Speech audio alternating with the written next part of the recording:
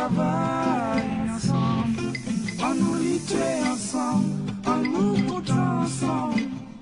Devant mon Dieu, nous tous cassons, on nous travaille ensemble, on nous lutte. Il m'a été demandé de présenter une conférence sur la problématique donc, de l'érosion côtière, de l'élévation du niveau de la mer, donc l'élévation du niveau de la mer qui est liée au réchauffement climatique, et surtout d'imaginer d'éventuelles solutions pour lutter contre ces problématiques. Et entre autres, l'une des solutions, ce serait le repli des populations vers l'intérieur des terres. La Martinique est un territoire contraint, c'est-à-dire un territoire qui est quand même relativement petit, un territoire de surcroît qui est particulièrement montagneux, et donc les populations se sont localisées ou se localisent essentiellement sur la frange côtière.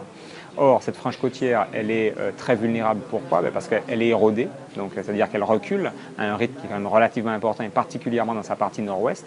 Et deuxièmement, on sait que le niveau de la mer est en train de s'élever d'à peu près, bon, ça varie entre 1,5 et 2 mm par an. Et on sait que si on fait des simulations sur les 50 prochaines années, on se dit que les populations qui actuellement sont en zone côtière risquent d'être fortement affectées par l'élévation du niveau de la mer. Et donc l'objectif, c'est de ne pas attendre que le risque et que la vulnérabilité soient maximales, c'est de prendre de l'avance, si vous voulez, pour que dans 50 ans, on ne soit pas face à un problème insoluble. Donc l'objectif, c'est 50 ans avant, essayer d'en parler, sensibiliser les populations de façon à trouver des solutions qui soient idoines, qui soient adaptées à la réalité qui interviendra d'ici quelques décennies.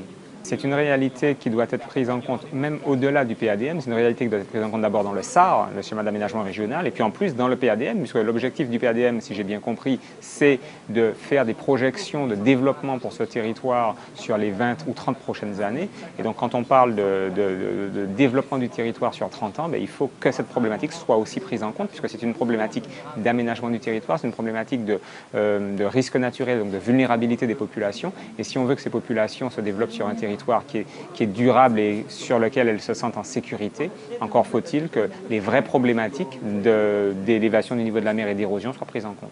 J'ai déjà un pied dans la mer, donc savoir ce qui se passe entre la mer et la terre, c'est toujours extrêmement important pour nous. C'est notre futur qui est en jeu. Ça nous a permis de prendre conscience de la réalité et comme il a bien dit le professeur Safache, personne n'est à l'abri. Voilà.